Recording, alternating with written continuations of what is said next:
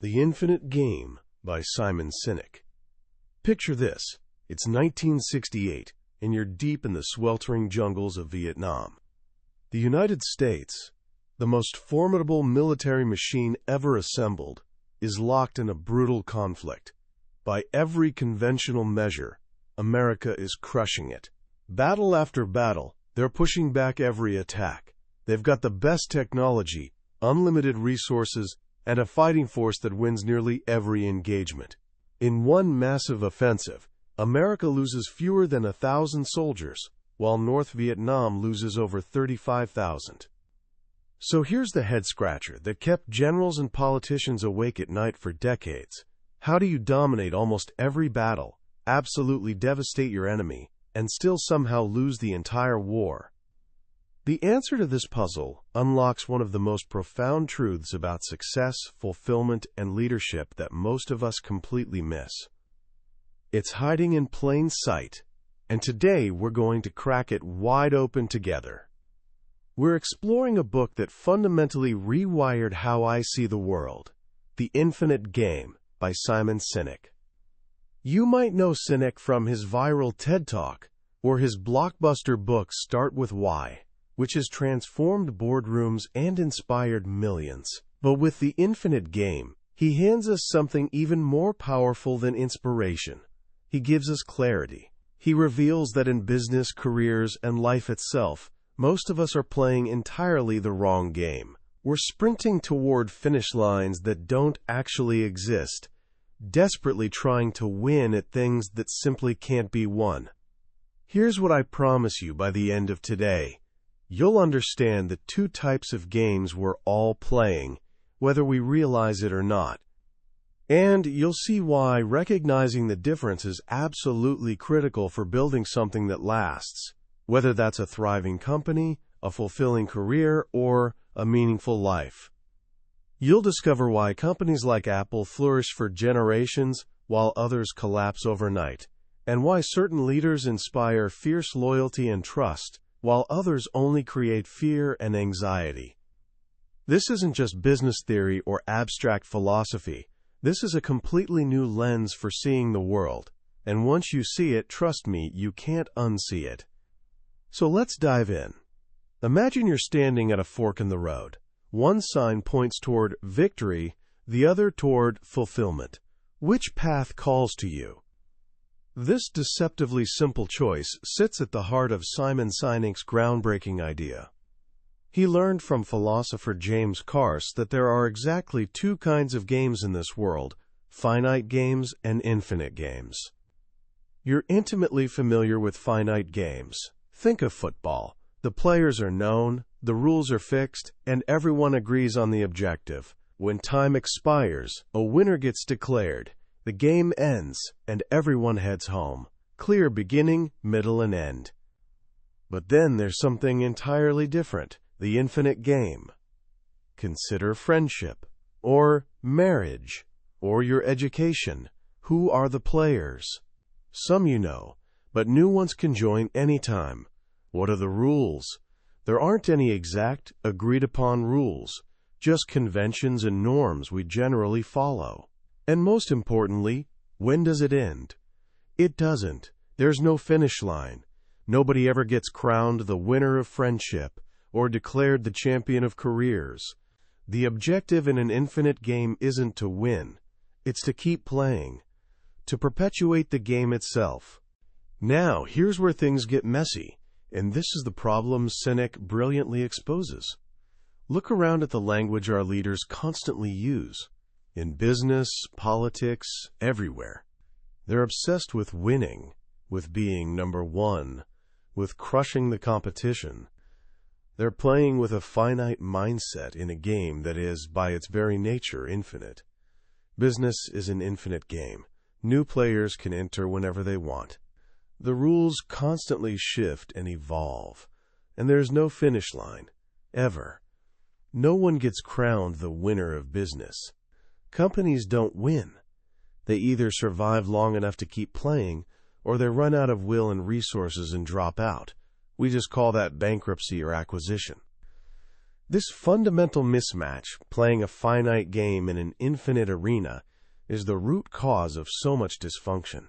It's why we see toxic, cutthroat workplaces, mass layoffs to hit arbitrary quarterly targets, and leaders who sacrifice long-term health for short-term profit. Sinek shares a fascinating story that brings this to life. A few years ago, he spoke at an education summit for Microsoft, and months later, at one for Apple. At the Microsoft event, something caught his attention. Most speakers dedicated huge chunks of their presentations to how they were going to beat Apple. Their entire focus was external, fixated on their competitor. Then he attended the Apple event. And 100% of the speakers spent 100% of their time talking about how Apple was trying to help teachers teach and students learn. One company was obsessed with its rival, the other was obsessed with its purpose. At the time, Microsoft had just launched the Zune, their answer to the iPod. And Sinek admits it was fantastic, elegantly designed with a beautiful interface, in many ways superior to the iPod. After his talk at Apple, Sinek shared a taxi with a senior Apple executive. Wanting to stir things up a bit, Sinek turned to him and said, "You know, Microsoft gave me their new Zune, and it is so much better than your iPod Touch." The Apple executive just looked at him, smiled calmly, and replied, "I have no doubt." And that was it. Conversation over. The executive was completely unfazed. He wasn't playing the game of who has the better MP3 player today. He was playing something entirely different, an infinite game.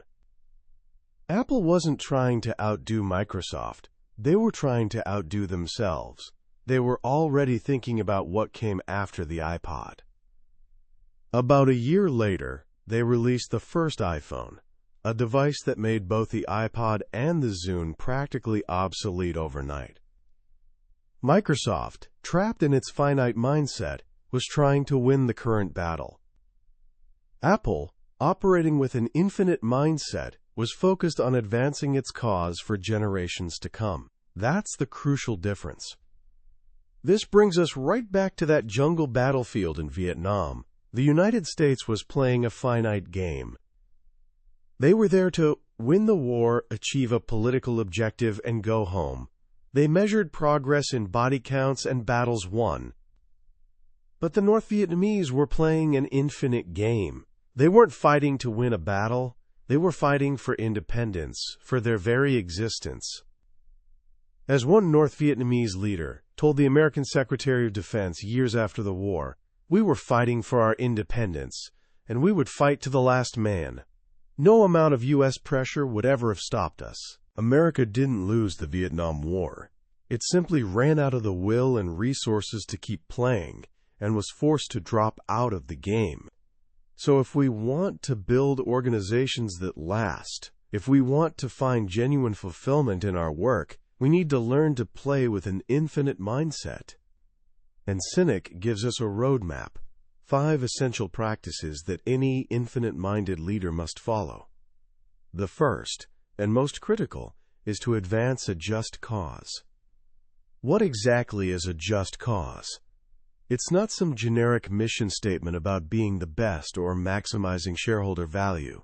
A just cause is a specific vision of a future state that doesn't yet exist.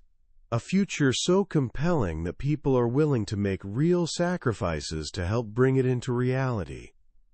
Sinek tells the harrowing and deeply moving story of a botanist named Nikolai Vavilov. Growing up in Russia during devastating famines, Vavilov dedicated his entire life to a single profound cause: ending hunger forever. He traveled the world, collecting seeds from thousands of food crops, creating a seed bank, essentially a backup of the world's food supply in case of catastrophe. But Vavilov was living in Stalin's Soviet Union. He was arrested on false charges and, tragically, The man who devoted his life to ending hunger died of starvation in a prison cell. At the time of his death, the city of Leningrad, where his seed bank was hidden, was under a brutal 900-day siege by the Nazis. Over 1 million citizens died, many from starvation. People were eating their pets, boiling leather, even resorting to cannibalism to survive. And throughout this horror, Vavilov's small team of scientists were guarding his priceless collection of seeds and potatoes, tons of edible food, in the heart of that starving city. The Nazis desperately hunted for the seed bank, but Vavilov's team protected it. Surrounded by a bounty that could have saved their own lives, they refused to eat a single seed. In the end, 9 of those scientists starved to death protecting the collection. Why? Why would they make such an ultimate sacrifice? One survivor explained it years later. He said it wasn't difficult to refrain from eating the collection. Why? For what was involved was the cause of your life, the cause of your comrades' lives. They weren't just protecting seeds, they were protecting a future for all humanity. That is a just cause. Sinek gives us 5 tests for a true just cause. It must be for something, affirmative and optimistic, not just against something. Fighting for everyone's right to provide for their family is far more inspiring than fighting against poverty. It must be inclusive, open to all who want to contribute, inviting people into a movement bigger than themselves. It must be service-oriented. The primary benefit goes to others, not just the company or shareholders. It must be resilient, able to endure political, technological, and cultural change, bigger than any single product. The railroad companies thought they were in the railroad business, not the transportation business. When cars and planes arrived, they got left behind. And finally, it must be idealistic, big, bold, and ultimately unachievable. The Founding Fathers declared that all men are created equal. Have we achieved that perfectly? No. Will we ever? No. But we'll die trying. And that's exactly the point. It gives us a direction to march in, forever. A just cause gives our work meaning. But a cause alone isn't enough. You need people. Which brings us to the second practice. Build trusting teams. In an infinite game, you can't advance a grand cause solo. You need people who genuinely trust each other. And trust isn't something you can demand or mandate. It has to be carefully built. And it's built on a foundation that makes many tough-minded leaders uncomfortable: vulnerability.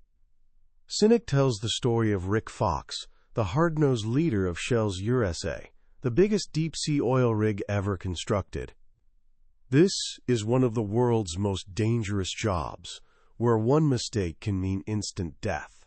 Fox believed that expressing feelings was weakness, pure and simple. But a leadership consultant, a Holocaust survivor named Claire Noor, convinced him that if he wanted his crew to be safe and high-performing, they needed to learn to express their feelings.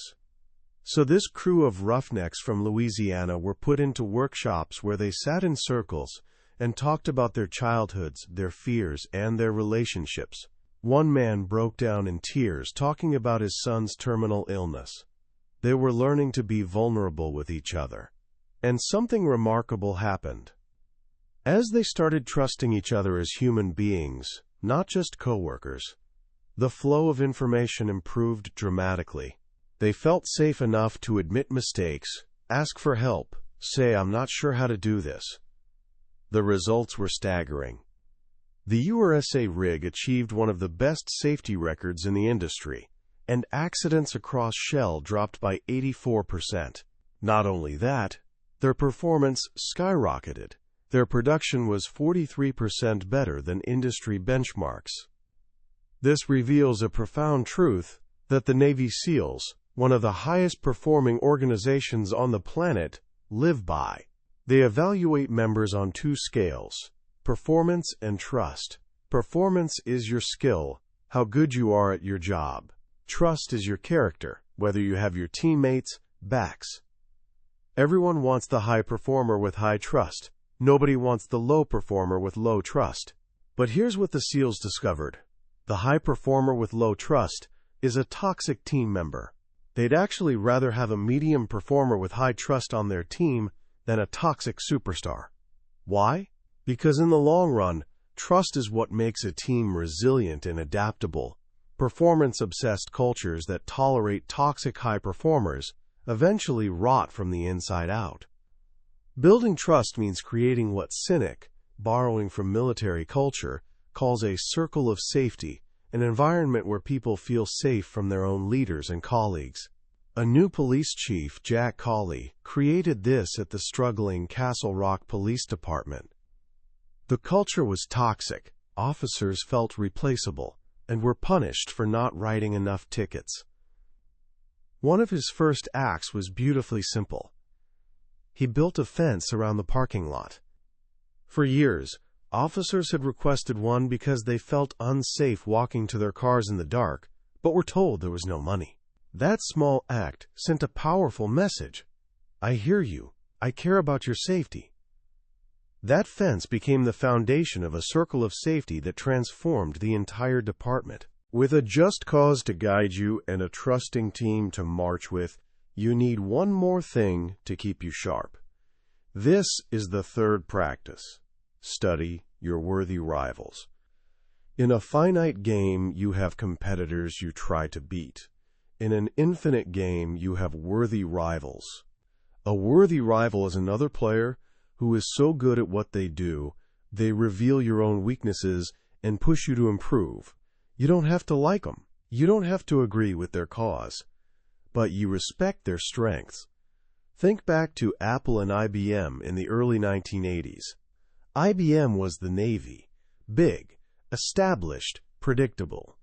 Apple positioned themselves as the pirates, the rebels empowering the individual. Apple didn't just try to sell a better computer. They used IBM as a foil to clarify their own just cause. Their rivalry wasn't about features, it was about ideology. IBM helped Apple become more Apple. A worthy rival prevents complacency. Sinek admits that for years he was obsessed with beating another author, Adam Grant. He'd constantly check book rankings and feel insecure, because Grant's strengths were all his weaknesses. But when he shifted his mindset and started seeing Grant as a worthy rival, everything changed. He stopped competing and started learning. They're now close friends who help each other advance their common cause of sharing ideas. The danger comes when you lose your worthy rival and mistakenly believe you've won. After the Berlin Wall fell, America thought it had won the Cold War. Hubris set in. The nation lost its focus, humility, and agility. It turned inward, and political division grew because there was no great external rival to unite against. Without a worthy rival, we lose our way. This leads us to the fourth, and perhaps most difficult, practice. Prepare for existential flexibility. An existential flex is the capacity to make a profound strategic shift to better advance your just cause, even if it completely blows up your current successful business model. This is the ultimate test of an infinite-minded leader. In the early 1950s, Walt Disney was at the peak of his game. His animation studio was a creative and financial powerhouse, thanks to revolutionary films like Snow White. But Disney felt the company had become bureaucratic and was losing its soul. It was no longer the best vehicle for his just cause, creating a happy place for families to escape reality's hardships. So he did something everyone thought was absolutely insane. He quit his own company, mortgaged his life insurance, and sold off assets to start an incredibly risky new venture, a theme park called Disneyland. He was willing to destroy his own success to find a better way to advance his cause. That's an existential flex. Steve Jobs did the same when he saw the graphical user interface at Xerox PARC. Apple had already invested millions in a different path, but Jobs knew the GUI was the future. When an executive warned him, "Steve, if we do this, we will blow up our own company," Jobs famously replied, "Better we should blow it up than someone else." That flex led to the Macintosh, which revolutionized personal computing. The opposite of an existential flex is what happened at Kodak. In 1975, a young Kodak engineer named Steven Sasson invented the world's first digital camera. He showed it to executives, explaining this could be photography's future. But Kodak was making billions from film and paper. Digital photography threatened their entire business model. The finite-minded leaders, terrified of disrupting their profitable status quo, chose to suppress the technology. They lacked the vision and courage to make the flex. As we all know, other companies developed the technology, and in 2012, Kodak filed for bankruptcy. They weren't killed by new technology, they were killed by their own finite mindset. They essentially committed corporate suicide. Making moves like this, going against the grain, takes immense courage, which brings us to the fifth and final practice. Demonstrate the courage to lead. Leading with an infinite mindset is not the easy path. The pressure from Wall Street, from investors, from our own egos, to focus on short-term, finite metrics is absolutely overwhelming. It takes real courage to put your people before the numbers, to invest in the long term at the expense of the short term, and to stay true to your just cause when it's unpopular. In 2014, CVS, the giant pharmacy chain, made a stunning announcement. They would stop selling all tobacco products in their stores. Their just cause was helping people on their path to better health. And as their CEO realized, selling cigarettes was fundamentally incompatible with that cause. Wall Street was furious. Analysts predicted disaster. One commentator scoffed that this might make money in Oz, but Wall Street is not Oz. They were sacrificing $2 billion in annual revenue for what? A principle? It seemed like a terrible business decision. But CVS leaders had the courage to lead. And what happened? A year and a half later, their stock price had nearly doubled, hitting a record high. Other purpose-driven companies started partnering with them.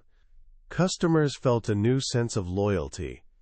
And a study found that in states where CVS had a large market share, overall cigarette sales actually dropped. Their courageous, infinite-minded decision didn't just benefit them, it benefited public health. This kind of courage isn't about being a lone hero. Sinek makes it clear that courage comes from having a support system. It comes from having a just cause you believe in, a trusting team that has your back, and a worthy rival that keeps you focused. When a leader lacks this courage, when they succumb to a finite mindset, the culture begins to decay. Sinek calls this ethical fading, when a culture allows people to act unethically to advance their own interests while telling themselves they haven't compromised their morals. It starts small. At Wells Fargo, it started with intense pressure to meet impossible sales quotas. Employees who couldn't meet their numbers were berated and threatened with firing, so they started opening millions of fake bank accounts to hit their targets. A few bad apples turned into thousands, a sign of a rotten culture, not just rogue employees. At Mylan, the company that makes the life-saving EpiPen, executives were offered huge bonuses if they could double the company's earnings per share. So they raised the price of a 2-pack of EpiPens by over 500%, from $100 to over $600, putting a life-saving drug out of reach for many families. In both cases, good people did bad things, not because they were evil, but because they were part of a system with a finite mindset that rewarded results at any cost. Ultimately, the infinite game is a choice. We're all players in the infinite game of life. We don't get to choose the rules, and we don't get to choose whether we play. Our only choice is how we play. Will we live our lives with a finite mindset, obsessed with winning, with being better than others, with accumulating more money or power? Or will we choose to live with an infinite mindset, driven to advance a cause bigger than ourselves, to build trusting relationships, and to leave the game, our lives, our companies, our world, in better shape than we found it? That choice is entirely up to each of us. As we close the pages of the infinite game, what strikes me most is how simple yet how revolutionary this idea really is. In a world that constantly screams at us to be faster, richer, and number one, Sinek offers a quiet, more profound alternative: be better, be stronger, be more purposeful. Play the long game. For someone at the beginning of their career and adult life, this message is especially powerful. You're going to face immense pressure to play the finite game, to chase the highest salary, the most prestigious title, the fastest promotion. And for a while, winning those finite games can feel amazing. It gives you a rush, a hit of dopamine. But as Sinek shows us, a life built on a series of finite wins can ultimately feel hollow. It's essentially a hamster wheel. The infinite mindset, on the other hand, offers a path to something more enduring: fulfillment. It asks you not, what can I win, but what can I build? Not, how can I be the best, but how can I advance a cause I believe in? So how can you start applying this today, right now? Here are a few simple thoughts. First, start thinking about your own just cause. It doesn't have to be as grand as ending world hunger. It can be small and personal. Maybe your cause is bringing more kindness into your school, helping your friends feel more confident, or creating art that makes people feel less alone. Find a vision of the future, however small, that inspires you. Write it down. Let it be your compass. Second, look at the people you see as competitors in your life, in academics, sports, social circles. Can you reframe them as worthy rivals? Instead of feeling jealousy or a need to tear them down, can you look at their strengths and ask, how can they make me a better version of myself? This single shift can transform envy into inspiration. And finally, practice building trust. In your group projects at school, on your sports team, even within your family. Be the one who takes the small risk to be vulnerable first. Admit when you don't know something. Ask for help. Really listen when others speak. Create a small circle of safety around you. You'll be amazed at how people respond, and you'll be building the most essential skill of any great leader. That was a summary of The Infinite Game by Simon Sinek. We've touched on the core ideas today, but I'll be honest with you. A summary is like looking at a photograph of a beautiful landscape. It can show you the scenery, but it can't make you feel the wind on your face or the warmth of the sun. The real magic happens when you read the book yourself. It's in those quiet moments when a particular story or simple phrase connects with you in a way you didn't expect. This summary is a map, designed to help you decide if this is a journey worth taking. If anything we've talked about today has sparked something inside you, I encourage you to grab a copy. Reading it isn't just learning. It's an experience that can genuinely change how you see your work, your relationships, and your life. Also, if you found this summary valuable and want to continue exploring the ideas that shape the world's most successful and fulfilled people, please hit that like button and subscribe to the channel. That way, you won't miss our next journey into another life-changing book. Let's keep learning and growing together.